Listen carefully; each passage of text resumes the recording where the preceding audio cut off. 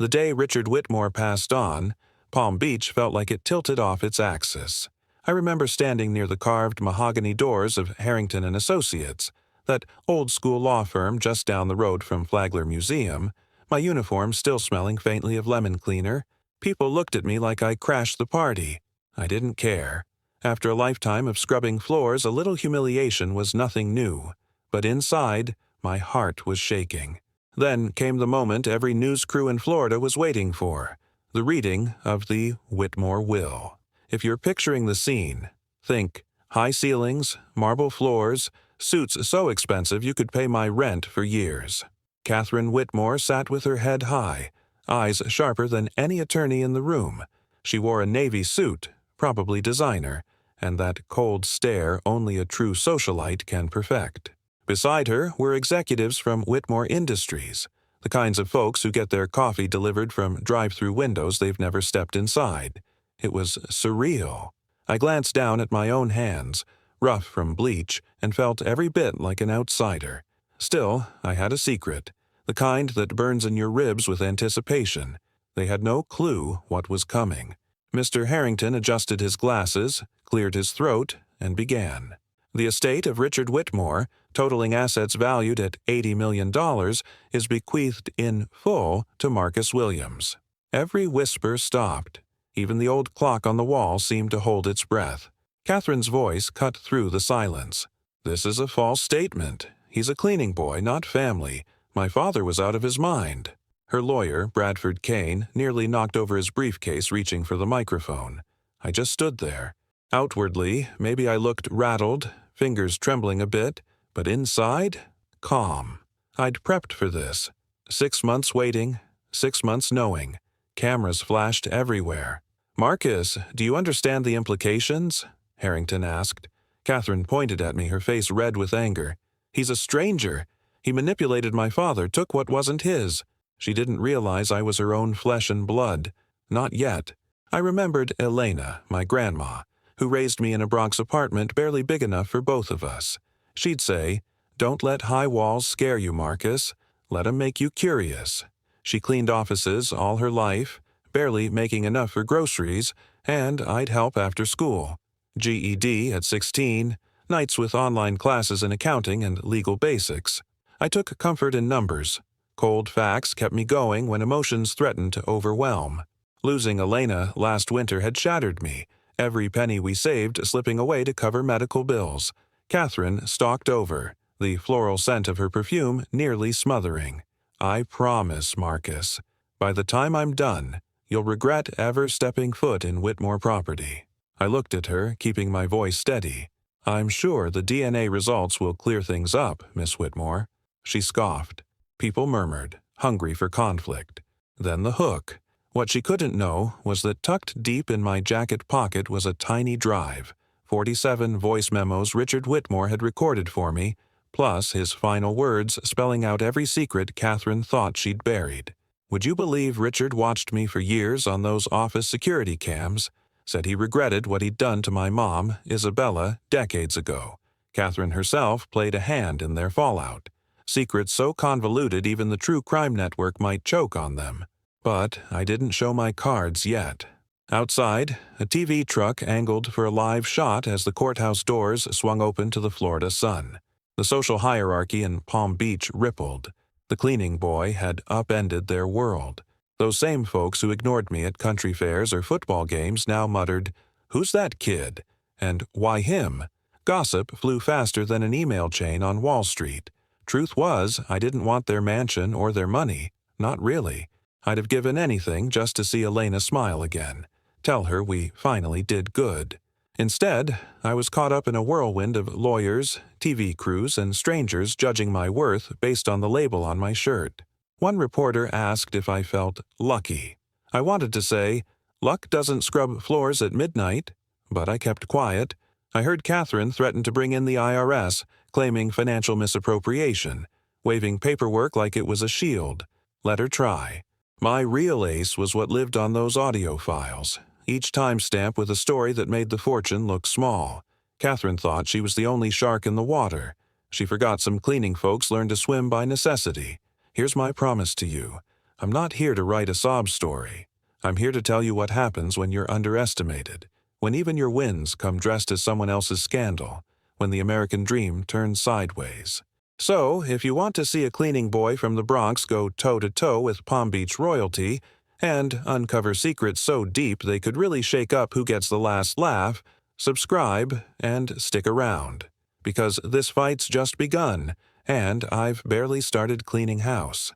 6 months before Palm Beach flipped out, I was still a face nobody noticed, blending into the late-night Manhattan office crowd in my cleaning uniform. Back then, every stain was a puzzle and every marble corridor echoed with secrets I wasn't supposed to know. But truth has a way of scratching at your door, even if you're just a janitor working overtime. It was a Friday evening, way past midnight in one of those offices so cold you could feel the city's pulse in the walls. Elena always said the city never really goes to sleep, and you learn a lot cleaning up after people who don't know your name. That night, I found something odd behind a framed photo of the Whitmore family, a big shot at a charity gala, stuck to the wall in Richard's suite. An envelope, thick and dusty, with my name scribbled across the front, Marcus Williams, Fast Clean Services. I remember my hands shaking a little, fingers rough from constant scrubbing, tracing each letter. Nobody ever left me a note, not even at home. Inside, I found a handwritten letter in shaky old man script, a tiny flash drive, and a small brass key labeled Bank Vault, Citibank. Gray light from the windows reflected off the gold ink. I sat at the edge of a leather chair, feeling out of place in a room designed for power and privilege. Richard's words hit me like a freight train. Marcus, if you're reading this, I've passed on, and it's my fault I was too weak to face you. You're my grandson. Your mother, Isabella, was my daughter. A love Evelyn destroyed. Catherine. She wasn't just your aunt. She engineered every downfall. You deserve more. The recordings will protect you. I hope they guide you toward seeking what's right.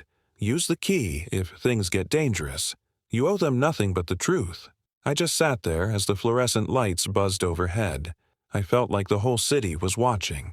Flashbacks hit. Elena carrying me through Bronx snow, always repeating, "Don't trust anyone who wears a mask before dinner." For a second, I thought about throwing away the drive, the letter, everything. It was easier to pretend I belonged nowhere than risk everything for a last shot at belonging. My mom, Isabella, passed away when I was 3. A tragic accident, Elena used to whisper. Now I wondered how much of her hardship was Whitmore-made. I thumbed the drive, plugged it into my battered old laptop. The first voice memo, dated August 15, 2024, was shaky but determined. Richard's voice confessed, Evelyn paid Isabella's family to leave town. Catherine found out, convinced me Isabella was just another gold digger. I abandoned my own blood. Then came other files. One, marked 12, talked about Catherine forging documents to cut off a half-brother's trust. So many numbers, so many timestamps. My anger built up with each secret. But Richard's regret was clear. Every apology packed into bytes and words. Was it justice if I used these recordings? Or just pursuing what's right? Sometimes the line in this town is blurry.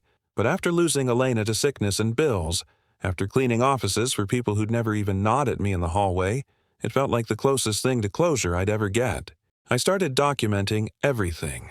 Photos of Richard moving through his office at night, timestamps of his surveillance camera logins. I took extra online classes in estate law. I knew Catherine would try every trick in the book. Revenge wasn't my goal, but exposing what really happened was. Sometimes staying silent makes you complicit. Not this time. 2 weeks before Richard passed on, I slid a note under his door. I received your letter. Thank you. I don't need anything. I just want the truth about Isabella. Days later, a final drive appeared in my mail slot, with Richard's last memo. You're braver than I ever was, Marcus. That's why you'll inherit everything. Don't take it for prestige.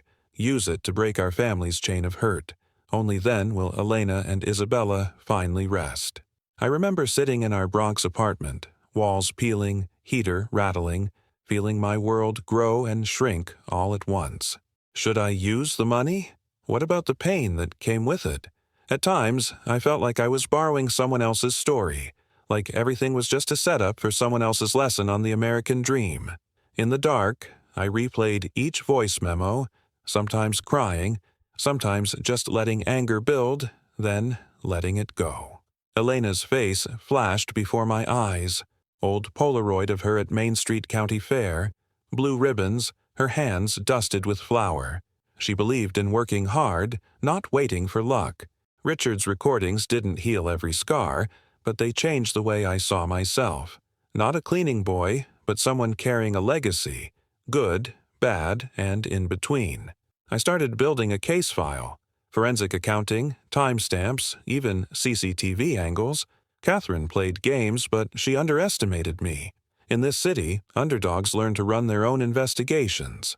Don't let anyone dictate your worth, Elena always said. Maybe this was what she meant. Before Richard's funeral, I had prepared every step. Documentation wasn't just self-defense, it was proof that sometimes justice comes from places high society refuses to look. I'd be ready when Catherine tried to crush me, ready when Palm Beach turned its head. But just as I was closing up, I noticed something odd in the last recording. Richard referenced other victims of Catherine, suggesting she'd left a trail longer than anyone knew. I realized this wasn't just my story anymore. It was about truth, payback, and a chance at healing, not just for me, but for those she'd steamrolled. One night, as city lights blinked outside my Bronx window, I promised myself, whatever happened, I'd stick up for those stories. Catherine's secrets weren't just hers. They belonged to every person she misled, everyone her excessive ambition hurt. That's how I started preparing for the fight nobody saw coming. The American dream wasn't about the mansion or the millions. It was about taking what you've been handed, good, bad, ugly, and flipping it into something honest. What Richard didn't know was I already had allies, and Catherine's games had just begun to unravel. The next chapter? It wouldn't be about cleaning floors, but about cleaning house, with every recording, every truth, every lesson Elena ever gave me. The week after that will reading, Palm Beach was a wildfire of rumors. Catherine didn't waste a second. She set up a press conference at the Breakers Hotel. Marble, everything. Chandeliers that probably cost more than my grandma's entire Bronx building. When I walked in, every TV light in Florida seemed focused on me.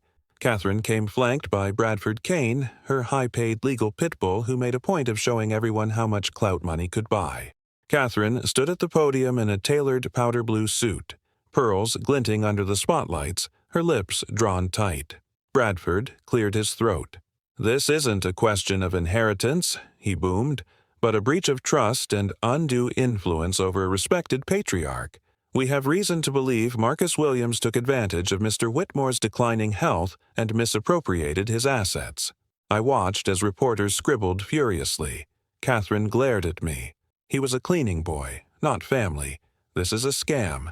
I demand a formal investigation." Her words echoed like a slap. Flashbulbs lit up, all eyes begging for reactions. That day on the local news, my life went viral for all the wrong reasons. Photos of me in my fast clean uniform, my last tax bill, my GED certificate.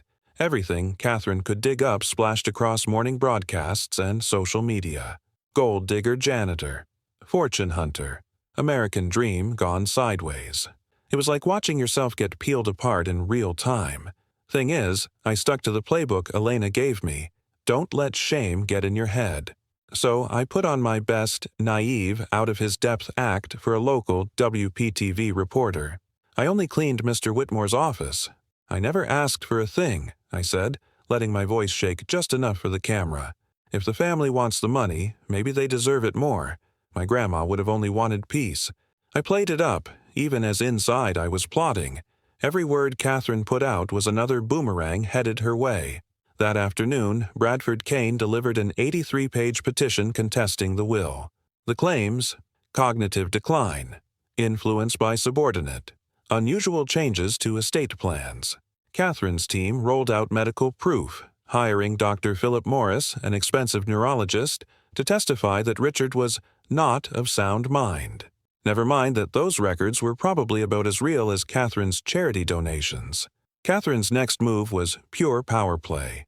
She called my landlord and handed him an envelope thick enough to choke a mailbox, said it was in everyone's interest if Marcus Williams found somewhere else to live.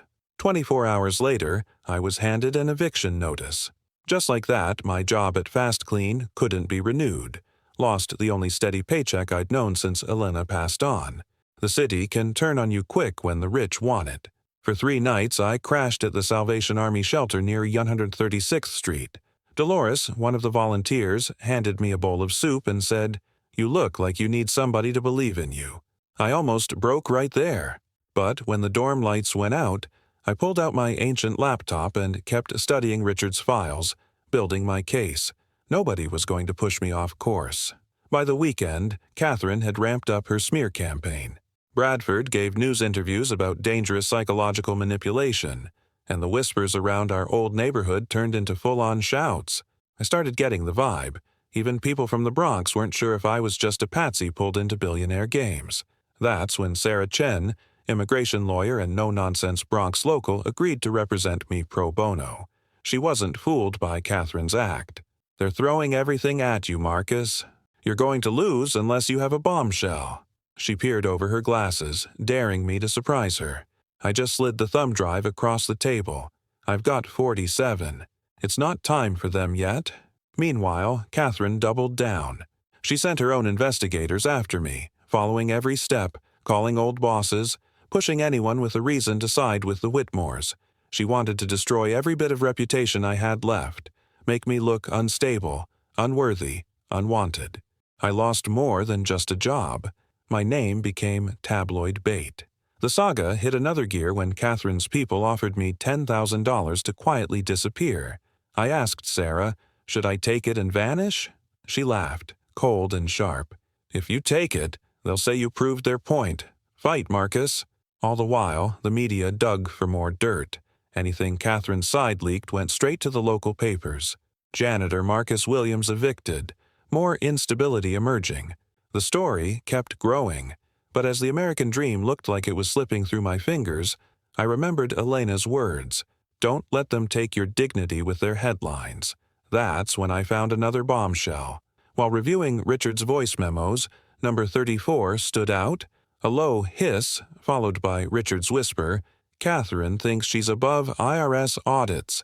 She moved $5 million offshore through Cayman accounts. Records on my desk, never shared." Even Sarah paused. This wasn't just a family dust-up. It was big, federal-level fraud. I realized the fight was about more than showing I was Richard's grandson. It was about exposing decades of secret misappropriation Catherine thought she'd hidden forever.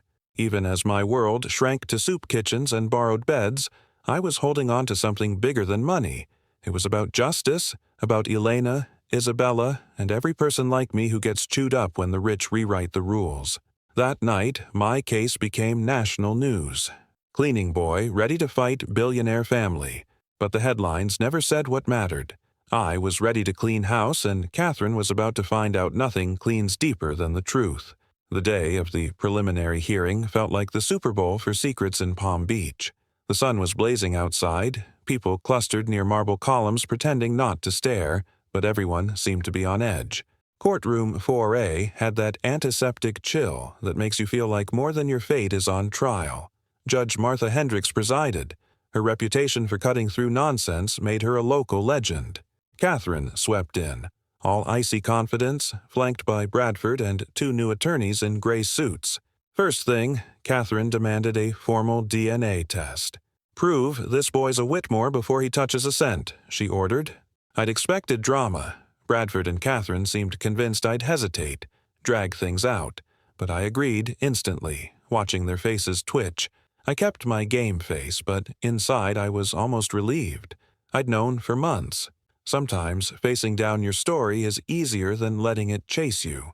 3 days later, docile as a lamb, I sat in a glass-walled room at Gene Trust Clinic, swabs brushing my cheek, lights flickering on polished floors. Catherine hovered nearby, staring at me with a mix of disgust and fear. "Don't think this means a thing. Even if it's positive, you manipulated my father emotionally," she spat. I didn't answer.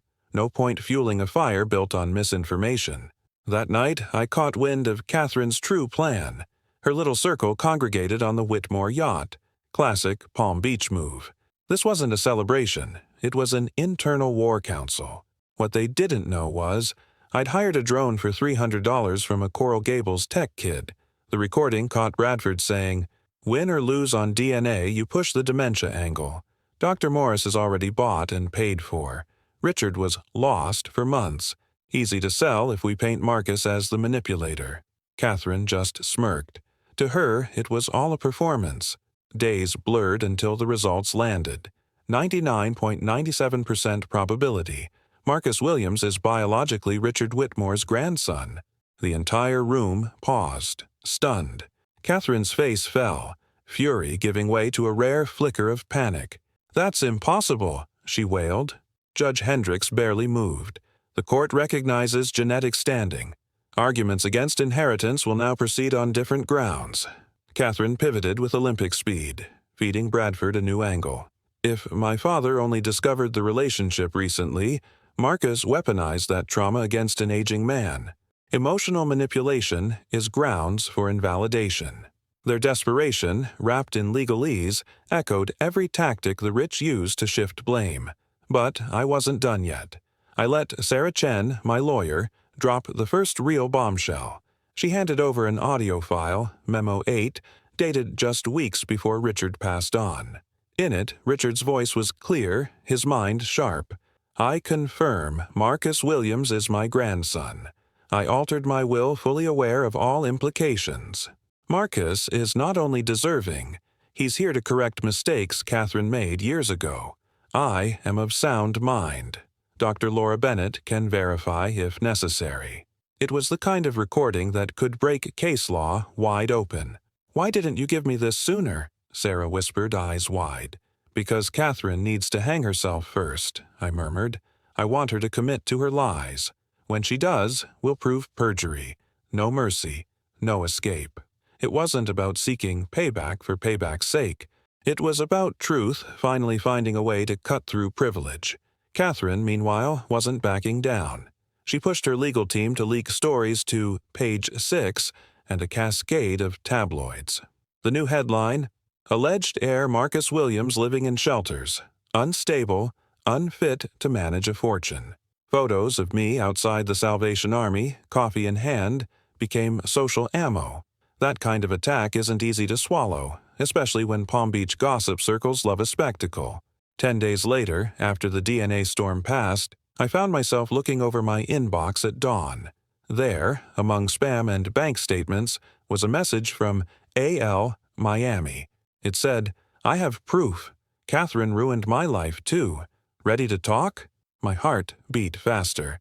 Richard's recordings had mentioned more victims. The Whitmore's legacy wasn't just broken for me, it was shattered for a whole network of people no one had been brave enough to defend. As the legal standoff heated up, every move Catherine made seemed to dig her deeper. She didn't understand. In these games, you don't win by being loud, but by being prepared. Judge Hendricks paused the case, giving Sarah time to submit our new evidence, scenting that numbers, timestamps, and facts would trump fiction this time around. In those tense nights, I'd walk Lake Trail under the moon, letting the cool air settle my nerves. Elena's voice echoed inside me. "Let them talk." The truth outlasts every headline. It was never more real than now. What Catherine failed to realize was that her traps were just walls I'd already mapped out. Every test, every bit of drama, every humiliation, each was a step toward a reckoning she couldn't control. I didn't want her downfall for its own sake. I wanted to sweep clean the chains she'd wrapped around my mom, my grandma, and every Whitmore the American dream had left behind. The next chapter wasn't about passing a DNA test. It was about building an alliance. When the victims started reaching out, I'd be ready to face Catherine, not just for myself but for everyone seeking what's right, especially in a world designed to make underdogs quit before they hit their stride. After the DNA tornado finally subsided, my story faded from local news, at least for a few days. But for every headline about lawyers and lost fortunes, there were quieter voices in the shadows. People began reaching out, trickling into my inbox, each message trembling with urgency. She ruined me, too. I have proof. Can we talk? That first one came from Amanda Lawson, signing with just AL and a Miami cafe address. Wynwood is a world apart from Palm Beach. Graffiti on every wall, food trucks everywhere, people hustling from all walks. I arrived for our meeting nervous, trying not to look out of place. Amanda, mid-40s, sharp eyes and a voice strained from years of fighting. She handed me a stack of old emails. Catherine framed me for misappropriation. Faked emails. I lost my job, my house, my kid. I read the top one. Subject line, evidence of fraud. The attachment was a high-res screenshot showing data edits, all tracked to Catherine's IP. She had Bradford leak it to the board, and suddenly everything I'd worked for was gone. Amanda wasn't the only casualty. After hearing her story, Thomas Whitmore Jr. connected via a Zoom link, a grainy, bearded man in his 50s with eyes that had seen too much. She cut me off. The trust fund, the family name. Then she faked my death for the press. I've been living as Tom Grady in Oregon for years. He recounted how Catherine staged everything, planting evidence and gaming the media so no one would question the lie. She used her power to erase people. One by one, other victims joined that Zoom call. Michelle, a fired secretary accused of harassment. Daniel, a distant cousin forcefully disinherited. Even Laura, a former business partner left bankrupt after Catherine sabotaged a key contract. The list grew. Fraud, intimidation, backdoor deal after backdoor deal. I realized Catherine's reach stretched far beyond Palm Beach mansions. She'd dismantled lives wherever her ambition roamed. I took careful notes and synced all files to a cloud drive for Sarah Chen. At each story, anger mixed with responsibility. Richard's memos had warned me. She's hurt more people than you know. I saw that every day in those hollowed-out faces. Sarah was blunt, as always. You have the bones of a RICO case here. Racketeering, not just inheritance. Amanda, Thomas, Michelle. If you want justice, you'll need to go public. It's dangerous. Thomas looked away, hesitant. She's got friends in Congress, on bank boards. She can make things difficult. Amanda gripped the table. We don't have much left to lose. That conviction lent me confidence. Richard didn't give me $80 million to run. He did it so we could stand up. My grandma cleaned their offices for 40 years. She died a nobody to them. We deserve more. Amanda teared up. You're the first to fight her. Soon, Catherine learned about our network. Her detective tracked our Miami meeting and Zoom call. She panicked, trying damage control through Bradford. Buy Marcus off, she raged. Offer him $10 million if he drops everything and signs an NDA. I met Bradford in his office, glass and steel, looking out over Biscayne Bay. The offer laid on his desk, paperwork neat, check already signed. I replied, justice isn't for sale. Not for $10 million, not for $100. I stood and left, feeling lighter and more determined. From there, Catherine escalated her tactics. She hired Blackstone Group, private investigators notorious for intimidation. Amanda got notes slipped under her door. Stop cooperating, or your daughter gets hurt. Thomas found his car keyed, tires slashed just before a scheduled court hearing. I got anonymous threats, but I'd already made peace with hardship. If they wanted to scare me, they'd have to try harder. Sarah kept building the case, looping in Emily Rossi, an assistant U.S. attorney from the Southern District. Emily brought up news I hadn't expected. The Department of Justice had tracked Whitmore Industries for years. Tax evasion, fraudulent transfers to offshore accounts, even illegal campaign donations to a senator from Vermont. Do you have any direct evidence? Emily asked. I uploaded Richard's recordings highlighting 34, Richard whispering about Cayman Isle accounts, secret ledgers, the senator's name, and code words. Emily's response. This is bigger than Whitmore. It's organized financial abuse. She opened a formal investigation. But Amanda, Thomas, Michelle, and all the others, their risk grew with mine. We set up encrypted group chats, placed all evidence in secure Dropboxes. Elena's mantra kept me strong. Don't back down. For the first time, we had hope, not just for me, but for every person Catherine had wronged. The gossip in Palm Beach exploded. Cleaning Air builds coalition against Whitmore family. At the Bronx shelter, Dolores greeted me with a smile and handed me homemade lasagna. Solidarity from a city that always finds room for the underdogs. Late one night, Sarah got a call from Emily. "We're ready to indict on racketeering and fraud. If you testify, Marcus, Catherine won't just lose her fortune. She risks everything, even freedom. This is real justice." Looking out my Bronx window, I thought about Elena, about everyone the American dream burned. As Amanda said on our last call, we finally have a voice. You gave us that. If Palm Beach wanted a cleaning boy for their next headline, they'd get one with a network strong enough to sweep out every last Whitmore skeleton. The day Catherine took the witness stand was a spectacle worthy of small-town legend. Courtroom 4A was standing room only. TV reporters in every row, whispers flying like confetti. Judge Hendricks tapped her gavel for order, but nobody was listening. Catherine wore black, sharp as a blade, the pearls and diamonds fumbling for their old power.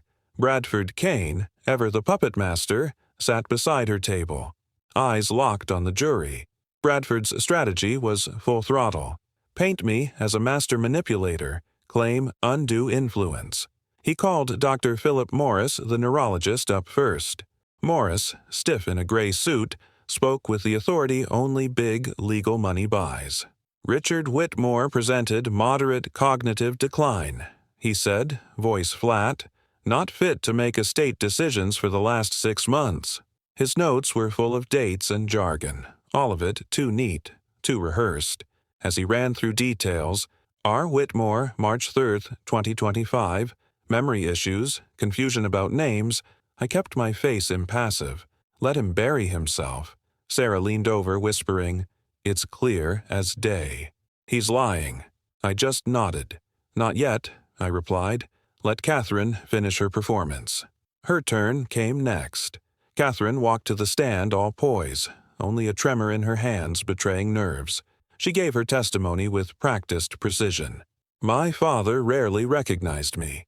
He called me by his late wife's name. Marcus started spending more time around him, whispering misstatements, pushing him away from the family." Her voice broke in all the right places. "Dad grew isolated right when Marcus appeared. No one else could reach him." The gallery nodded, moved by the tears she conjured on command. Bradford pressed. "Did you visit your father weekly, Miss Whitmore?"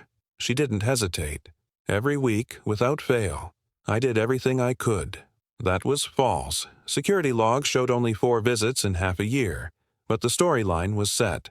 She spun stories of me encouraging Richard to sign papers he didn't understand, suggesting I'd taken what wasn't mine through emotional traps. The implication was clear.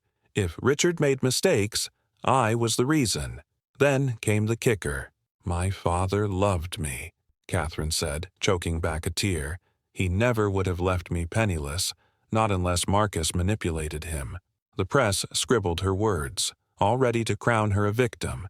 Judge Hendricks asked carefully, "Your father's DNA test confirmed Marcus as your nephew. Did you ever discuss estate plans with Mr. Whitmore before he altered his will?" Catherine's head bobbed. "He was forgetful. I tried to reason with him, but Marcus kept interfering. I felt helpless." Bradford turned the narrative up. "Is Marcus Williams a family member in your eyes, Miss Whitmore?" She hesitated, then said, "DNA is just data on paper.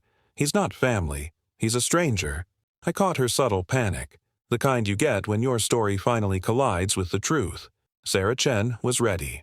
"Judge, we call Dr. Laura Bennett." Bennett walked in slow, every step unhurried. A psychiatrist for over 15 years. She'd seen more Whitmore scandals than most tabloids. I treated Richard monthly. Never saw cognitive decline. Not once. His final appointment, February 20th, 2025, he spoke clearly about his will, his regrets, his wishes. He specifically wanted to do right by Marcus. She looked directly at Catherine, unmoved. Bradford tried to undermine her. "Dr. Bennett, you can't know what happened outside your office." But she was firm. "I requested Richard's medical records this week. 0 visits to Dr. Morris in the last 5 years. If there are documents, they're fabricated. I'd like to know how Dr. Morris produced them." The tension peaked. Judge Hendricks ordered everyone silent. She took the thumb drive Sarah handed over. Memo 8, the one with Richard's own voice. After listening in chambers, she returned pale, jaw set. I'm opening an inquiry into potential perjury and falsified medical records. Hearing adjourned for 30 days. Dr. Morris, surrender your passport.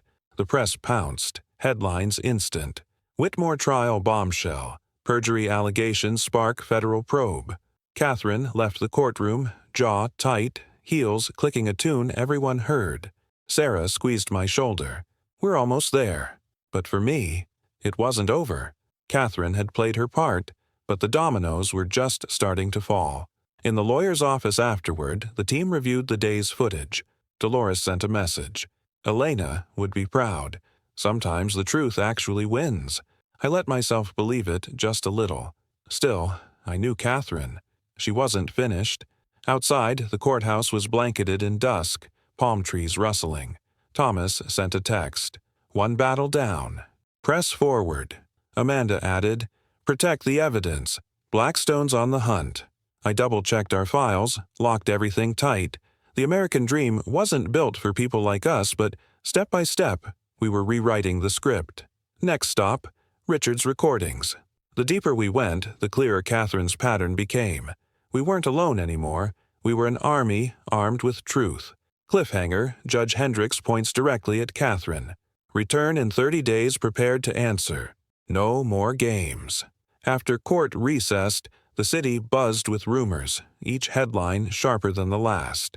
But behind closed doors, something bigger was unraveling. The power of Richard's voice. 47 recordings, each one a time capsule of secrets and confessions. Late into the night, I sat in my Bronx apartment, the old radiator sputtering, listening as my grandfather's words lit up the dark. You're the one who'll end this, Marcus, he whispered in one audio file. For once, I believed it. Sarah Chen took the evidence straight to Emily Rossi, our federal contact. In her mid-30s, Rossi was relentless, known throughout the legal maze of Southern District for never backing down. She spent days analyzing transcripts, matching timestamps with financial records, piecing together motive and opportunity. Hearing Richard's raw admissions, pain, regret, and clarity made even the most seasoned agents tense. Memo 12 spelled out tragedy. Richard described how Catherine engineered Thomas's downfall. Rogue documents, planted substances, threats. She did whatever she thought was necessary to protect her standing. I was powerless. The recording echoed. Thomas, listening in from Oregon, wiped away tears over Zoom. People think you're exaggerating until it's their life broken. Memo 23 revealed manipulation at Amanda's expense. Forged emails sent from external servers, a trail that only a forensic auditor would catch. I let her weaponize the company. Amanda was collateral, another stain I never scrubbed clean. Amanda's face, on the Zoom grid, told the story of someone whose American dream had been rationed out, piece by piece. The bombshell hit with Memo 34, laundering money through offshore accounts, connections to Bay Street Bank, a senator on speed dial, secret payments, a web more tangled than any soap opera. I kept copies, Marcus. I couldn't trust anyone else, Richard said, his voice raw. Emily Rossi flagged every suspicious transaction. Within hours, subpoenas landed at banks across New York, Miami, and the Caymans. Then came Memo 41, the one that put everything in perspective. Richard's guilt spilled out. Isabella, my mother, silenced by fear and rivals. Evelyn, my grandmother, paid off families to keep the Whitmore name pristine. Catherine, twisted with jealousy, manipulated every angle. That night, I understood a legacy wasn't just about money. It was about facing down the ghosts nobody else wanted acknowledged. Clutching Elena's old rosary, I let myself cry for the first time in months. I cried for her sacrifices, for Isabella's loss, for every missed chance at belonging. But I also felt something lift, a sense of resolve that came from seeing the pattern for what it was. We acted fast. Sarah filed formal criminal charges, misappropriation, intimidation, racketeering. FBI agents met us at the U.S. Attorney's office, their faces serious, their questions sharp. Were you threatened? What else did Richard record?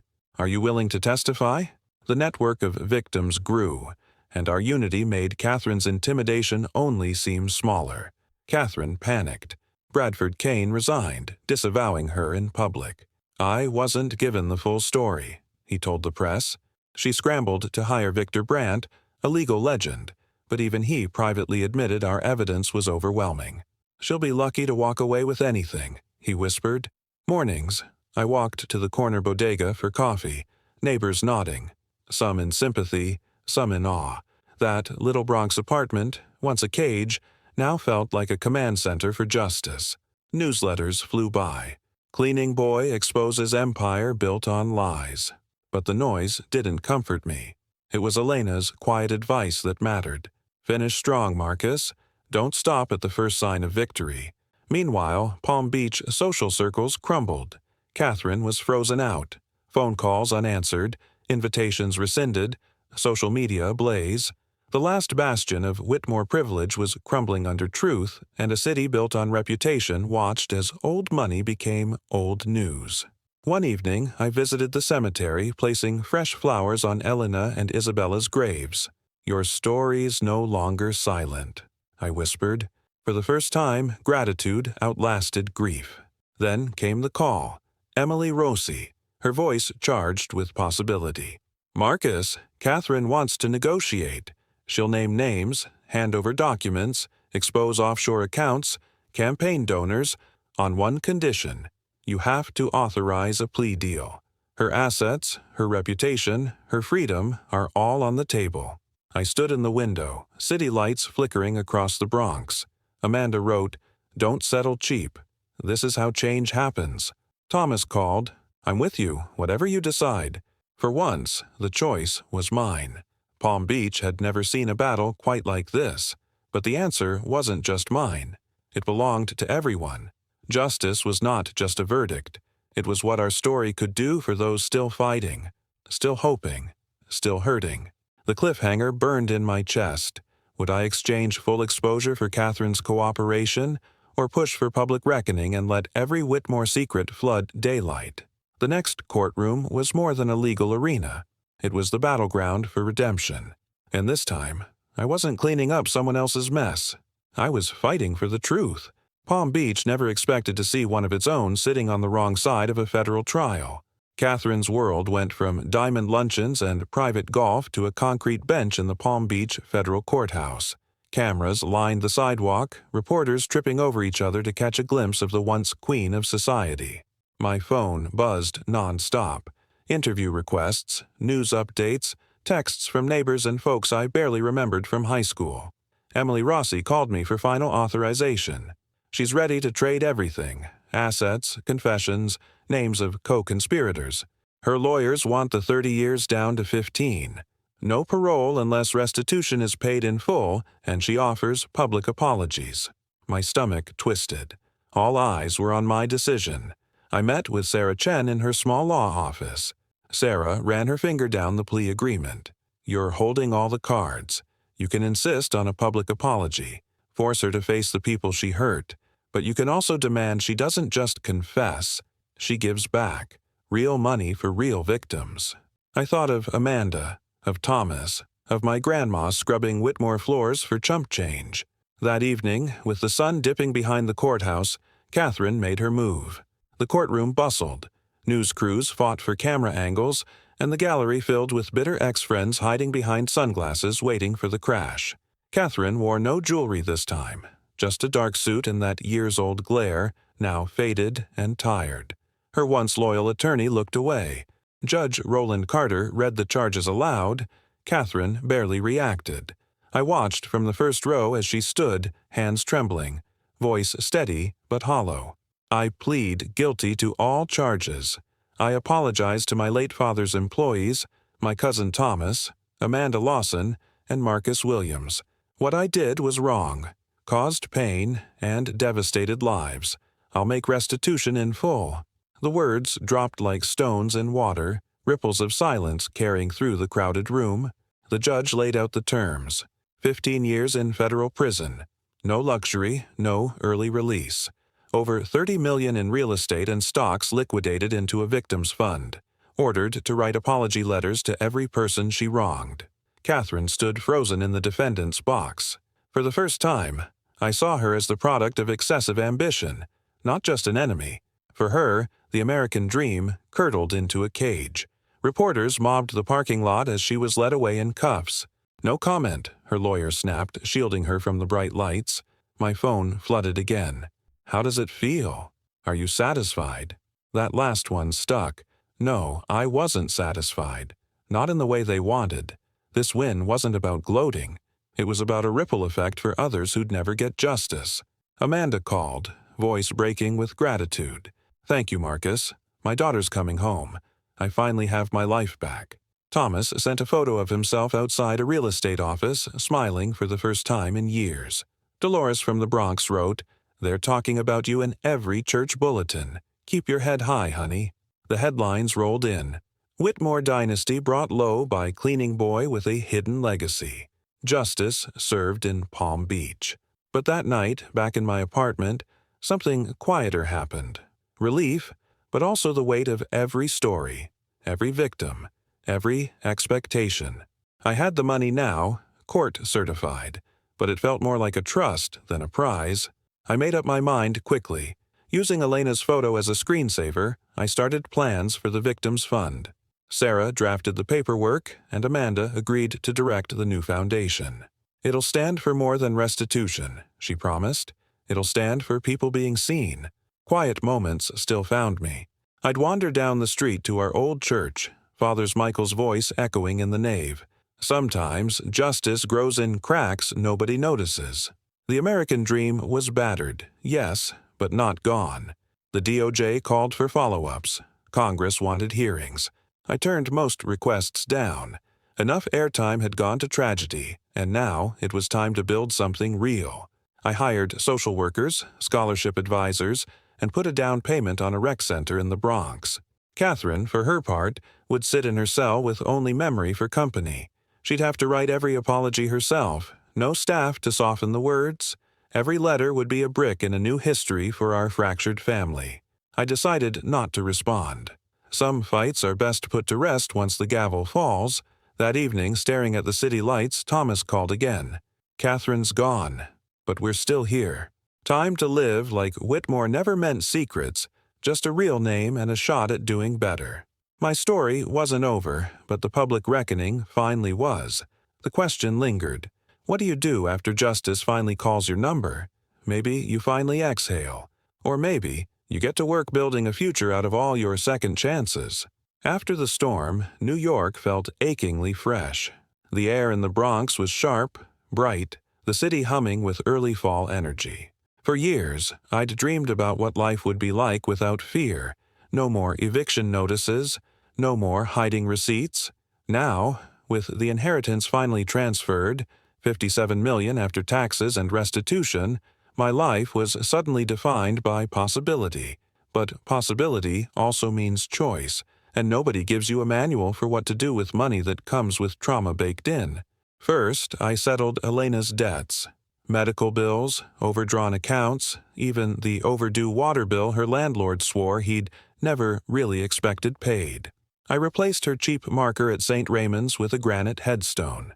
The inscription read, "Beloved Mother and Grandmother, finally at peace." It was simple. People in our family deserved dignity, even in rest. The next chapter was more complicated. With Amanda over Zoom and Thomas on speakerphone, we drafted the outline for the Elena and Isabella Foundation. Amanda brought her fierce sense of order. Thomas contributed quiet wisdom. "No handouts, real tools, real education," he said. I funded the initial grant, $20 million, earmarked for scholarships, emergency housing, legal assistance. We'll help cleaning workers, single moms, anyone the system forgets, Amanda promised. Dolores, a survivor and inspiration, became the first beneficiary. We paid for her cancer treatment, throwing her a birthday party in the church rec hall, Bronx style, streamers, salsa, and enough baked ziti for 50. The hardest part? Deciding what to do with Whitmore Industries, now that I was the majority shareholder. The company had built its empire on backs like Elena's. Good people stuck cleaning bathrooms while execs collected bonuses. I didn't want to perpetuate that. Keisha Williams, an ethical CEO from Chicago, joined as the first leader not related to a Whitmore. Her first order: raise minimum wage to $25 an hour, offer profit sharing, begin a full IRS and SEC audit. No more secrets, she told the entire staff at HQ. It's time the fortune meant something besides privilege. I stood beside her and made sure even the cleaning teams heard every word. That autumn, I bought a modest condo back in the Bronx. 2 bedrooms, a kitchen where the oven actually worked. My neighbors were teachers, nurses, people who clapped when I signed the deed, unimpressed by tabloid drama. I kept my routine. Coffee from the corner bodega, groceries from Key Food, workouts at the YMCA down on Jerome Ave. It feels familiar, I texted Keisha, who was quickly becoming more than just a business partner. Daily, I felt the weight and the grace of this new role. The foundation took off. Within 6 months, we'd placed 200 families in stable housing, helped 50 students finish their GEDs, and won cases for a dozen people denied fair wages. Maria Gonzalez, a cleaning lady whose back injury left her jobless, stood at our launch event. "I can work again. You gave me my life," she said, hugging Dolores. At that moment, I lost it. Tears, honest and cleansing, for the first time in a year. I made sure Thomas finally came to visit New York. We spent one Sunday reading the diary Richard left. Stories of missed chances, the price of keeping secrets. "He tried more than I thought," Thomas said quietly, "but it's still up to us to do better."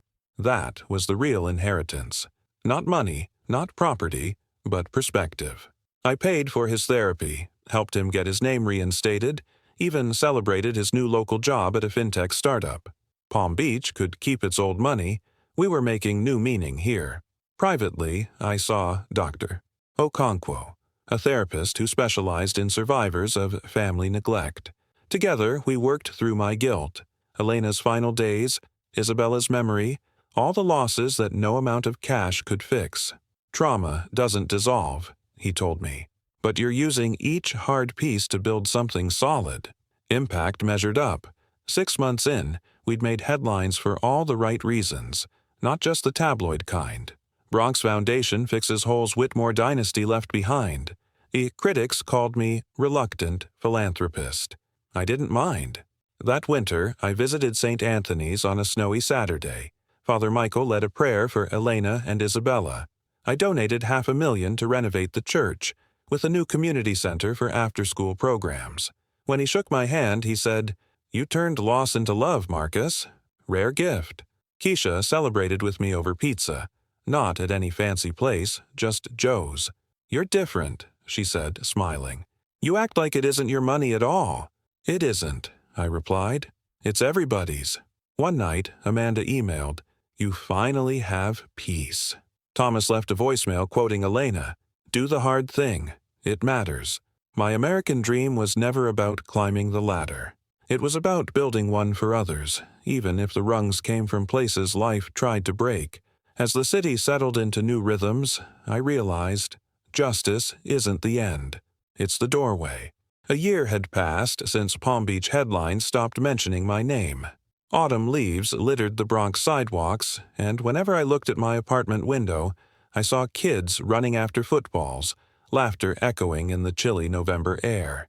The world had moved on, but the story that brought me here was still changing lives, just not always in ways the public noticed.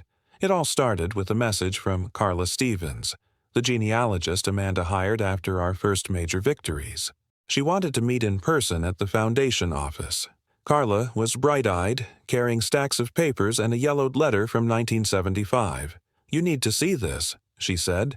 Hidden in a clause buried in a decades-old agreement was a provision. If my branch of the family was ever recognized, we'd be legally entitled to half of Evelyn Whitmore's estate. With Evelyn gone and the paperwork all in order, the lawyers estimated another $120 million in old assets.